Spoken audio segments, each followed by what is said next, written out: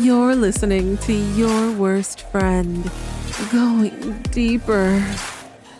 Here are your hosts, Shane and Matt.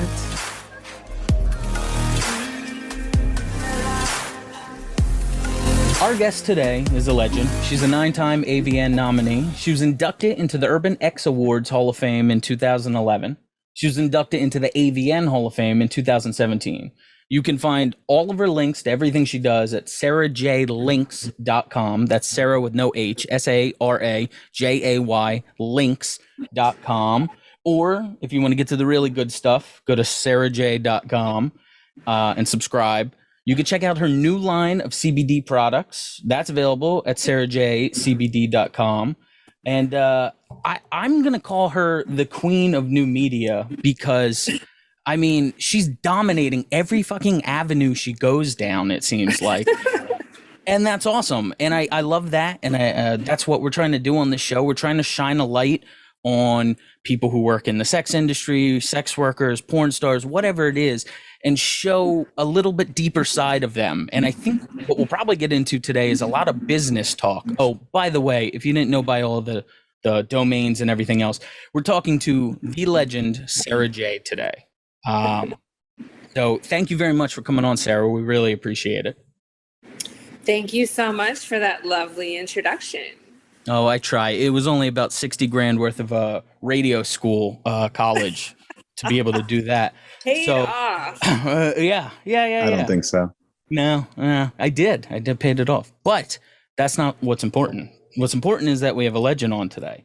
And I wanted to start with something real quick. I'm sure you've checked it today, but I've known your work for a long time, which means I've known your tattoos, which means I should start with your horoscope for the day. And the Scorpio career horoscope for today is: you are likely to achieve professional success today with the help of subordinates and seniors.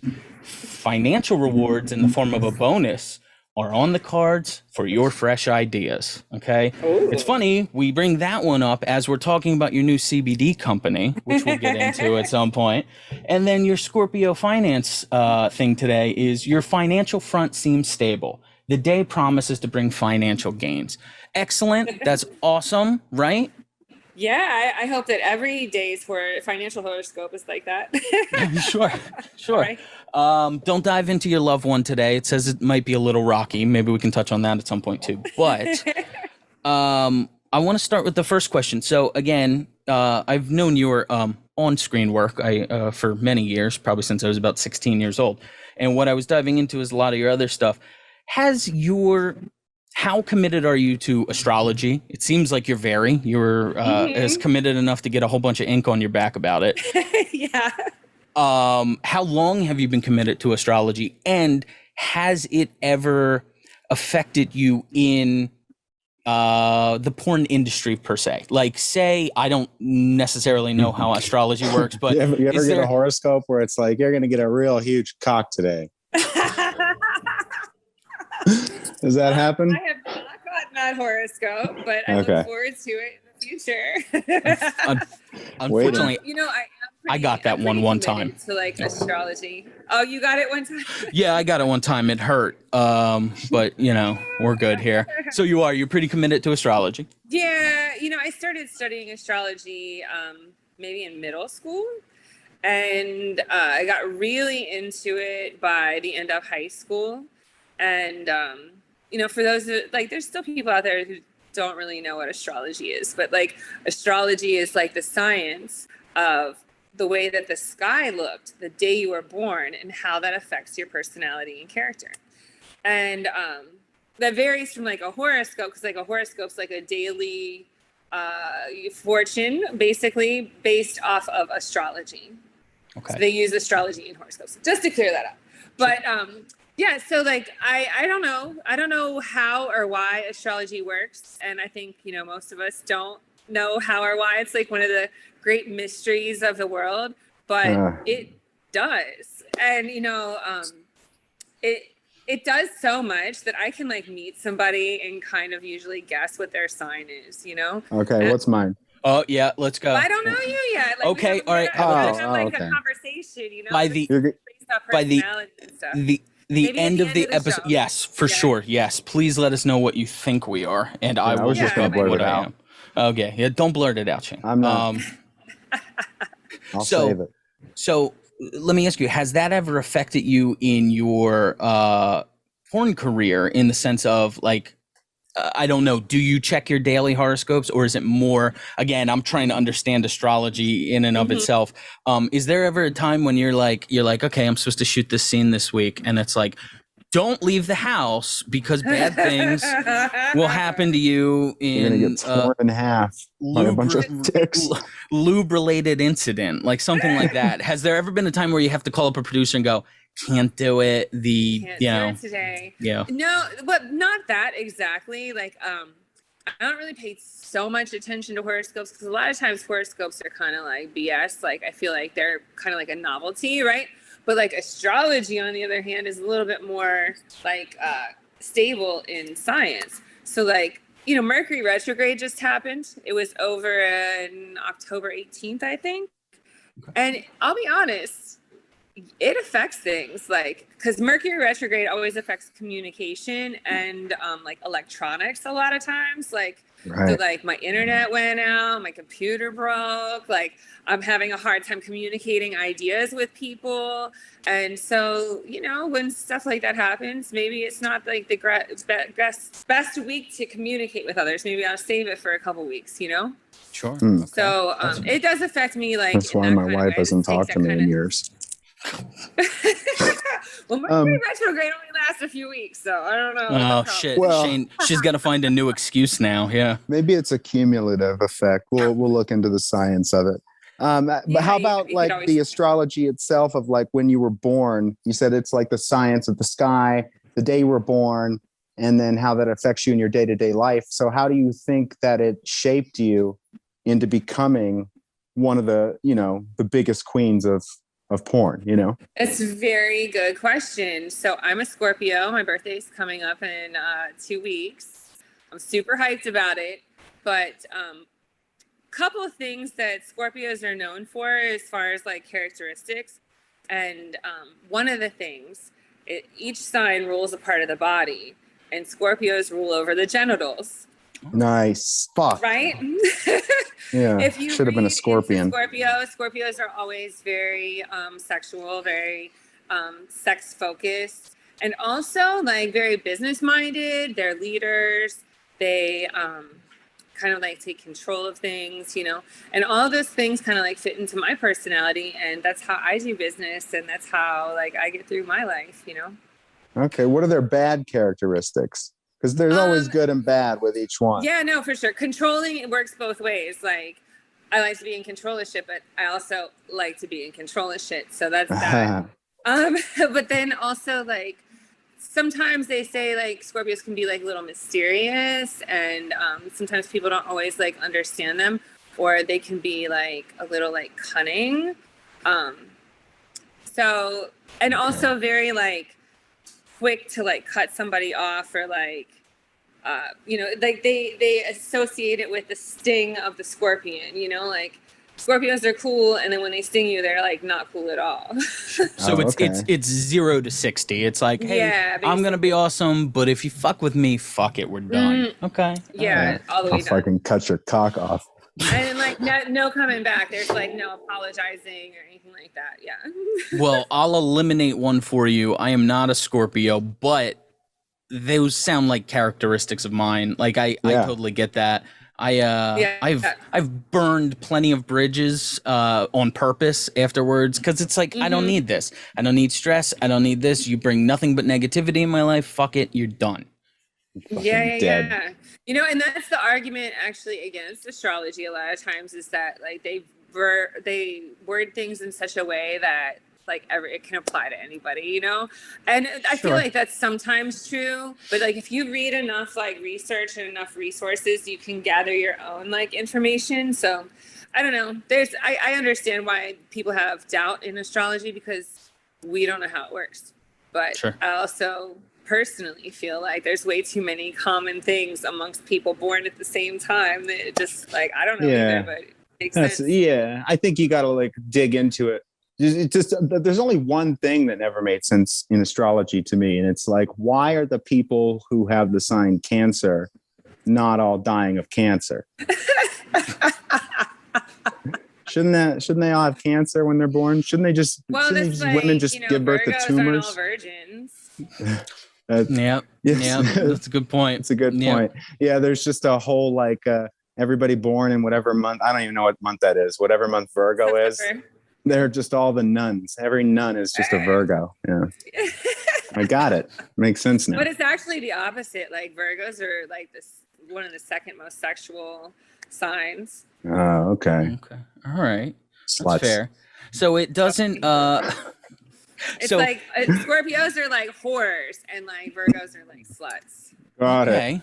Yeah, okay. All right. Neck and neck. hey, if you're gonna do something, you might as well get paid for it. So I will always take a whore over a slut. So before we start digging into a lot of the porn industry questions and this and that we have, I do have a question for you and Shane will be out of this one because he doesn't follow it like you and I do, I believe. I don't know. What is that? Dicks? Yeah, no, you follow dicks fine. Who would perform better in a scene?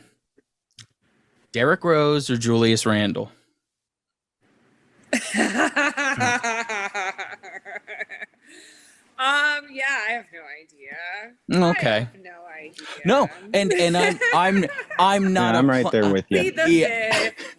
Shane doesn't know who they are, so that might have altered his thing. They sound like they work on plantations and beat people to death. They sound like thugs. Sound like the kind of enforcers, the kind of guys who would go out and round people up and bring them back for beatings. That's what they sound like. It sound like bad fellas. No, they're basketball players, Shane. Basketball players. Yeah. He sounded they like up a ball and throw it into a hoop. He sounded to me like a couple of ruffians or scoundrels. No, a couple of Derrick Rose? ne'er-do-wells. No, they're sweethearts. You I sure? assume. Yeah. Now they can't get past the second round in the playoffs, but neither can my team too. So I'm thinking of my state and the football guy who just killed somebody last night. Ooh, that was rough, right? It's really rough. Yeah, we got some ruffians and everybody involved in that. That's it's got to be hard for everybody involved. Totally. That's a bummer. What I was going to say. So on that note. So Sarah, you were born, I believe, we're doing one of those quick Wikipedia searches, Cincinnati, Ohio. How did you always believe Wikipedia, but yeah. I know, totally. That is true though. How did you become a Knicks fan? And then I'll get off sports completely. I love basketball. I still relish that time TJ McConnell hit that jump shot over Carmelo Anthony. I've been living in that in my Sixers fandom for about 5 years now. How did you become a Knicks fan? And are you a New York fan overall? I'm not the biggest fan of anything, I'll be honest with you. Isn't that just, I hate to say that. But the thing is about the Knicks is like, they always lose. So it's like, I feel like I have to like, the underdog. Like they need more, like they need me, you know? I like to be needed. Okay. Yeah. So, and I did live in New York for a while too. So I think that's how I was like so aware all the time of like all the New York sports, and then especially like the Knicks horrible history. And you're not in New York currently? No, I live in Miami. Oh wow. Oh, nice. Okay. Yeah. All right. So you follow basketball. You follow the Knicks because they're the underdog. What about right? Is that what you just said? Sure. Well, yeah, but I thought Sarah just said she doesn't really follow sports that much. I don't really follow sports that much, but the thing is, it's like, if the Knicks need me to wear their clothes to like bring up more morale, let's do it. Right. So that's what I'm saying. That's what I'm alluding to. Like, do you do the same for all sports teams? Are you taking the underdogs and repping for all of them? I am a big fan of underdogs in life in general. Like, the underdog story has always been a good one. Okay. I think our incels are really going to dig that, the listeners. So Sarah, let me eventually. Yeah. Well, yes. Let me ask you. So you've been a big fan of underdogs all your life. Do you have some underdog story? Did you come from some situation where it was like, I don't know much about Cincinnati, but it ain't New York and it ain't L.A. Was it, or Miami or Little Rock, Arkansas? It seems like. But did you have some story? What is your story? How did you get into the sex industry? Was it stripping first? Was it, anything like that? What is the Sarah J origin story? The origin, yeah. What was the childhood like and coming up? How was everything? Right. So I'm an only child, and I was always like a little weird. Nerdy for sure, but like not like even typical nerdy, just weird. And I got made fun of a lot. I got bullied in grade school and stuff. And it didn't really like affect me that bad, except like it wasn't like a negative. It was like a positive. Like being bullied was like, just made me tell people like, fuck off. I'm doing my own thing anyway, a little bit harder, Sure. So growing up was weird. Like I'm an only child and I didn't have a lot of friends. And I spent a lot of time in the bar with my parents. I got a job when I was 11 years old at a bar. Okay. Wow. Okay. And I started working and I just didn't really stop. I worked all through like middle school, high school, like all the way through. And then when I went to college, I met a man who's soon to be my husband at the time. And congratulations. Stripping. I'm divorced now, but thank you. I appreciate that. So he had well, congratulations twice. That, yeah, exactly, right. He suggested that I start stripping just so I don't, because I was working 4 jobs and I was going to college full time. And he was like, why don't you start stripping? And that way you won't have to work as many jobs and you can get a little bit more sleep and focus a little bit more on school. And I was like, okay, that's cool. And that worked out for a little while. And then I realized I was making more money as a stripper than I was after I would have graduated college. Yeah, that happens a lot. So, yeah. And then you're like, why am I doing this college thing? This doesn't even make any sense, stupid. Right? Right. It's dumb. Like, I'm going to get out of here. I'm going to make like, at the time, I think I was trying to be a counselor, like like family or high school counselor type thing. And so, at the time, I think that career was making between 30 and 50,000 a year.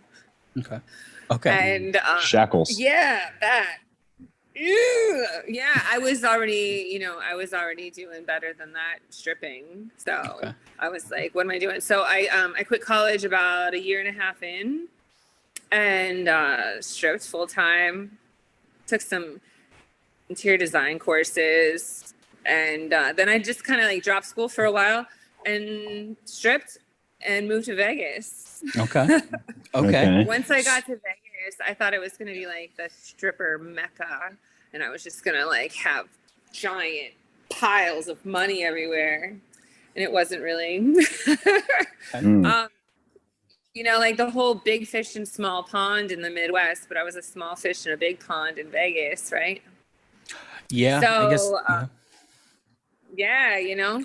And I was like, well, what, like, it was kind of miserable. It was like really stressful. There's a lot more people you deal with, and in the Midwest, like the clubs that I worked in, might get 70 people in there the whole day. Mm-hmm. And there was like maybe 10 strippers at a time.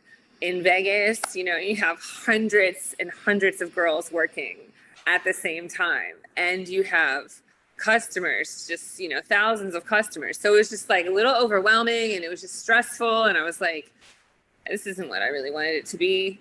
So I kind of had to like, just, reevaluate and pivot, as the kids say these days. Right. And I pivoted to porn. I was like, I really like this whole pivot. Like viewing myself as a sex object. That's hot. And I like having sex and that's great. And I wouldn't mind having sex for a living. That would be cool. And and so I thought, well, fuck it, let's do this. So did the boyfriend, fiance, husband, did he have any problem with that when you initially transitioned? He did not, actually. Okay. No. Okay. Yeah, All I right. was like super impressed with that. So were you, I mean, were you guys kind of open or were you shocked Kinda by, open. okay. Not like all the way open, but like we had the door cracked. Yeah. Okay. Okay. Okay. Yeah. Fair enough. I know what that's like. Yeah. When you're a kid, door crack, peeking in on your parents, figure out how the whole thing works. Yeah. Got it.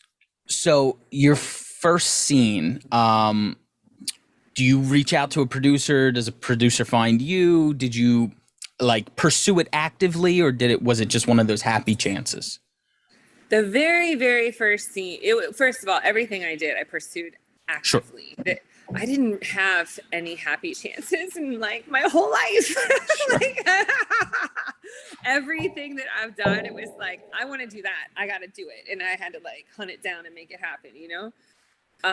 So yeah, I had harassed this girl and she didn't even really do a lot of porn, but she'd done maybe like 10 scenes or something. And she was stripping full time now. And, I knew that she knew people though. And so I kept on like harassing her, like, get me a scene, like introduce me to anybody. I don't care what kind of scene it is. Like, let's do this. I just want to like get on. And, so my first scene was terrible. She connected me with the company. It was terrible. I don't know, like as somebody experienced, I don't know what the fuck they were thinking because like you cannot put two new people together, you know? They put a new guy with me and I was new and I was like so excited and he got like shell shocked. He couldn't even get hard. And so we just called the scene off. Right. Oof, yeah. But then like, yeah, it was like rough. But then the second scene, which I like to call my first scene, Okay. that one was very interesting. Like I had this misconception about porn. Like I thought porn stars needed to be the best fuckers. That just made sense to me, right? Like your job is to excel at sex, no? Sure. And that's what you would think, or like that's what I would think going into it. And I get there and makeup, hair, all that, pictures, all that. And then we go to do the scene and I made him come in like 30 seconds. Wow. Well, we've all been there before, Sarah. Yeah. Right. Yeah. I don't see the problem But here. the thing is, right. Okay. So you're going to need to jerk off to more than 30 seconds of me sucking dick. So No, I don't. No. Actually, I've been watching your scenes for years now, Sarah. No, I don't. In fact, you guys need to lessen your preview windows because I can wrap those up real quick. Wrap it up. No, we're being playful here, but honestly, like you mean to tell me that these guys who do all the sucking and fucking for a living, like they're not good fuckers? Some of them are, some of them aren't. It's a mixed bag. You know, So like all of us of us do this job for like different reasons, you know, and for some people they do it for money, for some people they do it for fame, for some people they do it to meet chicks, and some people just like to fuck and they don't really give a fuck, you know, they just like to fuck. Yeah, I guess I can agree with that. If I remember right, this guy was like maybe tan and kind of like slightly athletically built. He probably liked to see himself on camera and thought it was a good way to pick up chicks, you know? But I think I sideswiped him. I really think I sideswiped him.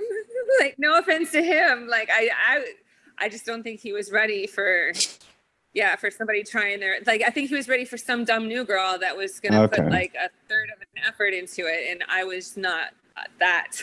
Sure. I was like a blowjob demon already. So what ended up happening with the scene? You got 30 seconds. Well, you have to take like a little break and he had to have like a little sandwich or something. Like 20 minutes later, we had to start all over. Okay, that's fair. And then he was good to go. He lasted. Like being a porn star is not necessarily the best fucker. Like you have to create a product. The product has to be good. Yeah, well, you want to look like the best fucker, I guess, at least. Yeah. Yes, that's actually, and honestly, a lot of performers, that's their goal. Sure. Yeah, I guess that's a wiser goal if you're trying to further your career. I gotta say, if you're trying to create a good product too. Yeah. Yeah, if you care about your art, yeah. Yeah. But like, if you're one of these dudes, I like to have a balance, you know, like I want everybody to enjoy themselves, but also we got to make it look good too. Yeah, no, that makes sense. Yeah. Yeah, I feel like, and some of the girls we've talked to have kind of clarified that, but I think the outside perspective is, and again, I'll clarify it with my second statement here is, it's an easy job. You just go on set, you have sex and it's good. They shoot it, you leave, blah, blah, blah. I don't think, and how many girls do you think in the world, this is a rhetorical question, you don't have to actually answer with an answer, but how many girls do you think have done one scene and just went, that ain't fucking for me? All the work behind that ain't for me. It's got to be a lot, right? Yeah. You know what I think the most common number is there, though, is I think most talent comes in, does it for 18 months. Okay. Okay. But even the ones that are not going to put in that much amount of work, you still think 18 months is about a solid thing? Like 18 months is the number, to be honest with you, because like time flies really quickly. You can have like a lot of experiences and then you be salt and peppered with like good experiences, bad experiences. But after a year and a half, like a lot of people give up. Okay. All right. Okay. Yeah. That makes sense. I would think, I mean, I'm not questioning you. I'm sure you're right on that. But I would think after a year and a half, I'd be like, I'm in. This is a career. Or sooner than that, I'm out. Like, you know, once I got fucked in the ass the first time, I'd probably be out. But yeah, maybe I'd give it a second roll. Hey, I've never done anal, so maybe that's why I'm still in. Definitely going to get into that. We are going to get into that. Let me move over to that real quick. And then I want to talk about Wideside Productions. But Sarah, you're killing me. One of my favorite scenes of all time is you and Lisa Sparks with Tom Byron. Okay. I don't know if you remember this scene. And by the way, we were dressed as cops, I think. No, this was more. No, I pull it up if I. Yeah, it's probably a different one. By the way, loved all your performances. I if you go through on IAFD, the Internet Adult Film Database, all the pairings you've had. You've worked with like legends all over of every generation too. Yeah. You've worked with Nina Hartley and then younger girls who are still doing stuff. So I think that's awesome. But you're killing me. The lack of anal. What are we doing here, Sarah? It's the only factor we have left, right? I'm thinking. Right. Is it for your personal life only? No, like why would I stick it in my butt? There's poop in there. That's a fair Well, point. not if you shit it all out first. Like you just make more. You would have to like, not eat. You have to shit it all out and not eat, and that's just not fun. I like eating. But also like, I don't know about anybody. I mean, I do know, actually. Most people's asshole in their vagina, when I say people, I mean women who have vaginas, right? Sure. Most women who have vaginas, their asshole and their pussy are about that far apart. Yeah. Okay. Yeah. What the fuck does it matter? There's no poop in my pussy, and it feels really good. I don't doubt that.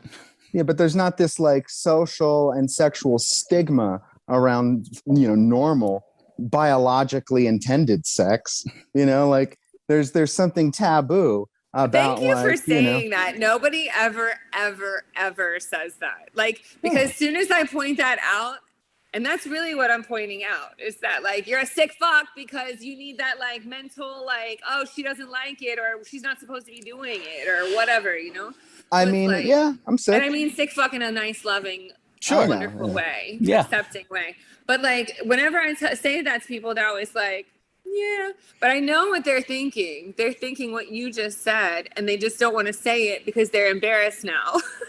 Oh no, I'm absolutely willing to acknowledge it. Yeah. But that's really what it is. It's like it's a mental thing for you guys, for the consumers. It's like you need to know either that like it's too much for her, or that it's like painful, or that it's like extreme, or that it's like to me doing it.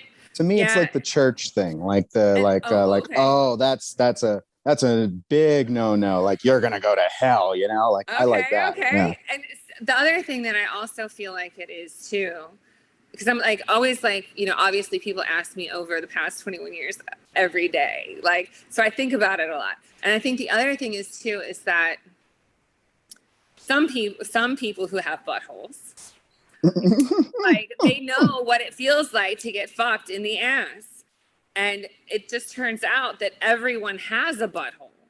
So they can like empathize with anal sex more because they have a butthole also. Sure. You don't have a vagina. So you can't like imagine what it's like for me Right. to how I feel getting fucked, right? In the Wow. pussy, because you don't have a vagina, but you do have a butthole. So like if I get fucked in my ass, you could, not saying you go there, but some people may go there and be like, oh, I know what that feels like. That probably feels real good. Okay, well, I'm glad you pointed that out, because I've had that same discussion with my wife before. Like, I wish I could trade places with you for a day just so I could get fucked in your vagina and understand what the hell that's like. That feels like. Yeah, what is it like? You know, it must be weird.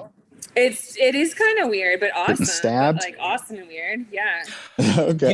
You know, just to in defense of the creeps here, there is the she doesn't want to do this humiliation factor that some guys undoubtedly have, but there's the other side too, where it's almost like this person is loving and wants to try something new or different with me. Oh, or the ones that are like really horny for it, and like it makes them extra dirty. They're like, oh, suck my ass, and then it like makes them like extra dirty. Yeah, those are good times. Yeah, I like that. So maybe I should do a video where I'm getting fucked in the pussy, and I'm like, oh, suck my ass, you dirty fuck, you know? Well, it'll probably only get 10 million views, like everything else you do, Sarah J. I'll just so do it like you know. profile, so you can actually see which hole is penetrating. Whether Oh, it's like yeah. here, right? Wait. Yeah. I understand we are being sex and porn positive, but we had not Shane and I, a different friend and I had a friend who would exclusively watch those videos where it's just, what is it called? Fuck, it's a new trend, some kind of orgasm, where it's just the girl's face from the neck up as she has an orgasm. And I say again, I made well look, put that on my gravestone. I made Sarah J choke. Sarah J gagged On Matt. Yeah, good job. You know, I like watching. I like watching girls have orgasms. But wait, let me finish this before you do yours. That's sociopath kind of behavior to me. And again, I am not making any judgment on people's fetishes or anything. I guess I kind of am, but I think I'm in the right here. Well, I Sarah gotta see J. the whole body when there's Yes. a woman orgasming, because I gotta see like the convulsion. Like, I gotta know it's actually happening. I gotta see her basically having a diabetic seizure. Like, she's got to have near lockjaw and be foaming at the mouth for me to actually believe it, you know, because a lot of people can act, but it's hard to act, you know, into a coma. So I got to see everything. I can't just see the fucking face. See, I'm the opposite, like of the 6 fucks that you mentioned. I need to know, like, without any uncertainty, that the girl is enjoying it. Okay. Yes, absolutely. She needs to sell it like 100,000% for me to enjoy it. Okay, that makes total wholeheartedly sense. agree. Yeah. Yeah. It's dead. My wife and I think I wanted to mention that earlier when you're talking about new performers. My wife and I also were talking about like fucking like virgins, how like people fetishize virgins, and like we were like, I don't get that at all. It's because they don't know what they're doing, you know, like they have no clue what to do at all in that department. I feel being a MILF, I get asked that a lot. Like, oh, I'm a virgin. Will you take my virginity? Will you show me? Will you be my teacher? No. Yeah, I don't. I mean, I like I'm I in feel it for them. like a good time. I feel for them in wanting a good teacher. Like, who doesn't need a sensei when you're, you know, pursuing the path of wisdom? That's not what I want to do, though. Yeah. Okay. No. Yeah, he's gonna have to find another I teacher. always ask that they should just go find like a hooker. Like, just get it out the way. Like, just lose that shit and then just start fucking everybody. Sure. There you go. Get a bunch of experience. Yeah, just don't like. Why are you making it such a big deal? Just like get rid of it. So let me ask you though. I assume you said you get offers or questions about it every day about the anal thing. Has there ever been almost a bidding war for that in your career?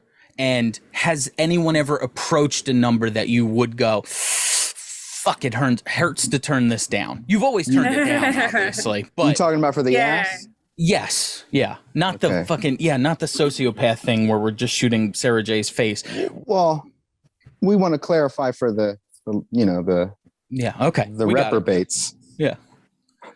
So has there been like a any kind of bidding war, and has it ever reached the point where you go, no, fuck? I don't think like a bidding war is accurate, but over the years I've been offered, quietly, quite a bit of money from companies, to do anal, and I've turned it all down. Like it doesn't really like hurt because number one, I'm not greedy. Number two, I don't need the money.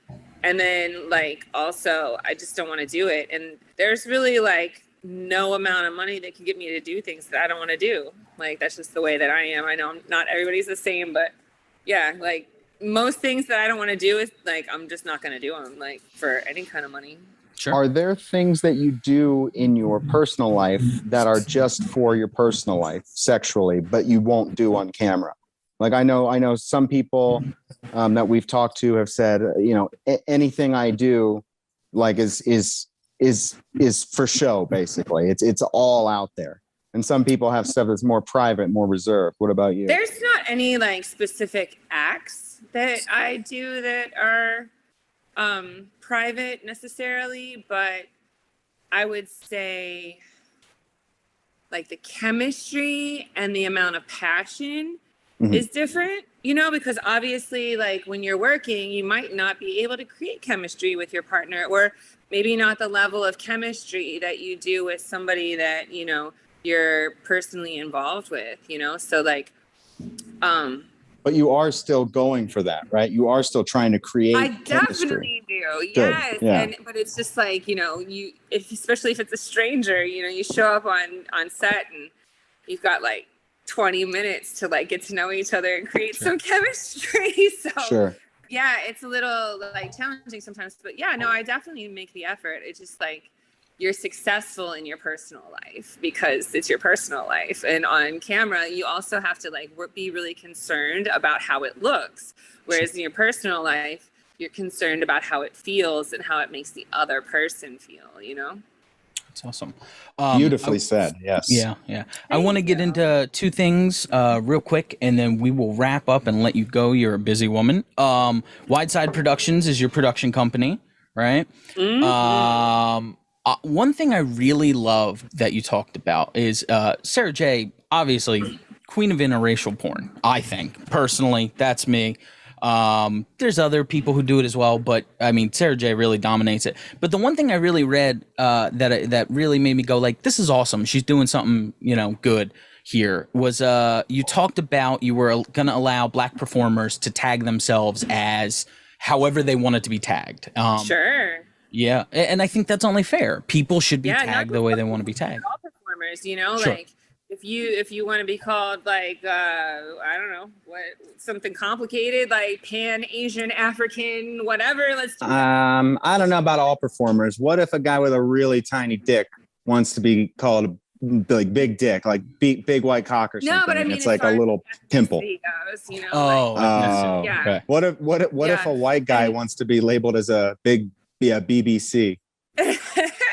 I think we might switch it over to like BC, just a BC. Maybe? Okay. Yeah. Just be a BC. Yeah. Right? Blanket term. Yeah. Yeah. Like, but race issues has always been something that's like close to my heart. And then, coupling that with my involvement in the adult industry, my goal as a producer and with my production company, Wideside, is to create images and content that has people of all different ethnicities and skin colors, but without fetishizing them. So people's, ethnic background and their skin color is not going to be part of the storyline, Sure. So yeah. Like, is it wrong though to fetishize ethnicity, like in your personal life? Like, what if you still, like, I mean, you can, I feel like almost like you can acknowledge someone as a person. Like I go, oh, this person is a redhead. I really am into redheads. Does that make me a bad person in your eyes? And also same thing on ethnicity, I guess. You know, I'm not judging anyone. Sure. You know, No. I can't judge you for and say you're a bad person or a good person for that. But I would ask the redhead if she wants to be Gotcha. fetishized as a Okay. redhead, right? So I'm in an interracial marriage. Does it bother you that I like you only because you've got red hair? Okay, so I've been married What I'm for saying? I've Yeah. been married for 13 years, and my wife and I have a child, and we have a home, and we built a life, and we have memories, and we have hopes and dreams for the future. We love each other, you know. Yeah. But when we have sex, we like do racial, role playing and stuff all the time, and it's completely consensual. Do you think that is acceptable, or Well, again, in right? your views, you're In not your speaking views. for You know what? everybody You here, do whatever right? you want to do behind closed doors. Uh-huh. I can only speak as somebody who is a producer, and I'm Uh-huh. creating images that Sure. I want the world to see. And that's not the sentiment that I would like to put out for my company. Whether you do it or not, I could care less. Have fun Gotcha. with it. Do Oh, whatever no. you want to do. Whatever makes y'all feel good, do it. But And like, I can't create those images in Sure. good consciousness. I couldn't do that on my set, and I wouldn't want to put that out there to the world. I don't know that I There's would companies either, that do, actually. but that's not my company. But so in your personal life, I know that you're. It sounds like you're on the market right now. So I won't assume you have a new beau yet. But No, I've been divorced for like 14 years, I think. Almost Okay. 14 years. so still Yeah. available. Yeah, I really like being single though. It's Okay. If I was So- in any kind of like situation, it would definitely be like polyamorous and like not just like a little open, but like all the way. Gotcha. open. All the way. Sure. Okay. And race play wouldn't be a part of that at all. No. Okay. Okay. Not That's at what all. I that's what I Race play's wanted not to my know. thing. Yeah, Okay. race play's not my thing at all. Like, I like if I was to go in any kind of fetish direction, I definitely like a big cock. I like big butts. Ooh. Well, I'm out. So, I'll be like, leaving. yeah, What's the cutoff? I am out. I might be like a big cock worshiper, like a big booty worshiper, you know. So I, Okay. yeah, you know, I try to make people like feel good and you know, sometimes, especially with like some of the personal services like phone sex and camming and stuff like that, you get requests for people to do race play, and it just makes me feel uncomfortable, and it doesn't make me feel good about me or about the person that I'm talking to. Can I ask you, Sarah? We've talked about this before with things like growing up in family dynamics that have addiction or alcoholism or this and that. And I'm not asking you necessarily about your family, but were you raised in a town, a city, whatever it was, where race was widely accepted, and that made you obviously, man, it Or almost not widely accepted? It sounds like I'm trying to figure out why Sarah J likes black people, and that's not what I'm intending to do. No, but you 'cause are I do trying to too, figure out but why race I- is like an issue for me. So what we talk about with addiction and alcoholism is people sometimes will either run towards it or run away from it. So did you run towards the positivity of the environment you grew up in, or did you run away from the negativity? I ran away from the negativity. Okay. Like, I don't even want to say negativity. It was just like I grew up really sheltered. Like I didn't meet a black person at all, any kind of black person, not even at the store, not ever anywhere, until I was in 6th grade. Okay. I was like 12 years old by the time I met a black person, you know, and I didn't, around the same time as I think maybe like 5th grade, I met a Mexican person. Sure. But like, like I knew so many white people that like those two moments like stood out to me, you know, like I was like, whoa, you're different looking. But then like, my parents, you know, Hope you didn't say that out loud. No, but like thinking, right? Like my parents had like their own issues and whatever, but as a kid growing up, they didn't really let that influence me too much. But we never had any black friends or any people that weren't white around us, and I was always kind of like, why? And like like black people seem so cool. Like all the black Best people dancers. that I saw played music, and they were doing sports, and I was like, why everybody's laughing all the time, telling jokes. There's a lot of black comedians when I was a kid, like Eddie Murphy and stuff, and I was just like, Sure. why don't we hang out with black people though? It's a fair point. I've always Put that on a shirt. I don't understand. I've always shouted about how black people are better at everything than most white people. It's just a fact. I'm sorry. Yeah. It's just like I wanted to diversify the things Sure. that I know. The things that I knew were like so like limited, and I was like, there's more out there. I haven't even seen these kind of people in the world, and they're out there doing stuff, and I don't know anything about it. and they're different and yet just like us. So it's awesome Yeah, to sure, meet. sure. It sounded like I was asking her to reaffirm that for me. Like they are different, but they're kind of like no. Yes, obviously. We got to wrap up soon in a couple minutes, but let's talk about your CBD company. Why? Yeah. It's the new thing right now. Obviously, I like CBD. I like Delta 8. Also. What was the idea behind your company, and why dive into this? By the way, your business acumen is phenomenal. Thank you. Sarah J has her hand in everything except for the anal market, but that's okay. She doesn't need to be in that field. Why the CBD company? I've always been part of the cannabis community in one way or another. I was a grower for years, and once I left Oregon, where it is still legal to grow, and I moved to Florida, where it is illegal to grow, I still wanted to be part of that community. And then CBD started to take off, and CBD was like really great discovery for like my family, because there's times where I just don't want to get high, but I would like to go to sleep. Sure. Nothing to hang out with black people. And so I was using like gummies and stuff for like insomnia, and then like my mom started using it for like pain, for like migraines and insomnia, and my dad started using it for her scoliosis, and I was like, wow, this is kind of great. Grandmas are using it, kids are using it, dogs are using it. The fact that it's managed to become legal in the United States and most of Europe, that's great. And it just seemed to be like a great business opportunity for me to be able to share my experiences with cannabis in a legal way that is, really benign and that everybody can partake in, So, and also like kind of just educate people is exciting to me about, the fact that CBD doesn't get you high, and that it is legal, and that it's taken from the cannabis plant. A lot of people just don't realize anything about that, and they miss out on a lot of the benefits of cannabis because they have this like negative stigma that's like very antiquated, Sure. Yeah. So, all right, we are going to wrap up right now, but we need to know, before I give you all the plugs at the end here, what are our signs? I feel like you're a Taurus. Shane, what are you? Or me or Shane? You. I feel Okay. like you're a Taurus. And what do you think Shane is? And I think Shane's a Capricorn. I'm the Shane? Taurus. Oh, you're the Taurus. Okay, okay. I'm a Sagittarius, November Ooh, 27th. okay. So we're both Oh, okay, coming yours up is soon. coming up too. Sweet. Yeah, I guess right. we need to hang out more. Your science is broken. I would always love to have Sarah J on anytime. Remember, you can go to sarahjlinks.com. It is an endless scroll of things she is involved in, it seems like. She has her hand in everything, every kind of business.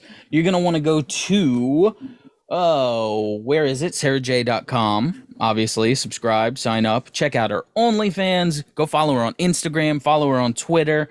And if you want to learn more about what we just went over here, it's sarahjcbd.com. And she's a legend, you know her, but Sarah is Sarajay, and then, links or CBD or wherever you're trying to find her at. We got through this whole interview, and we did not even Didn't mention rape once. Not Perfect. what I was going to say. I was going to say we did not even mention the first president I ever voted for. And I have read that you don't like discussing it, so we won't. But Just leave him alone in his choices. Yeah, well, yes. He has, let's put it this way. President Barack Obama had excellent taste in his in his Twitter follows. Ladies and gentlemen, that was Sarah J. Thank you very much for coming on, Sarah J. Remember, Thank you. we're going to put all of her links in the description, and go follow her everywhere and check her out. Sarah will share it with the president. Have a good one. Thanks, guys. Oh, yeah, I like that. Thanks for listening to Your Worst Friend. Going deeper.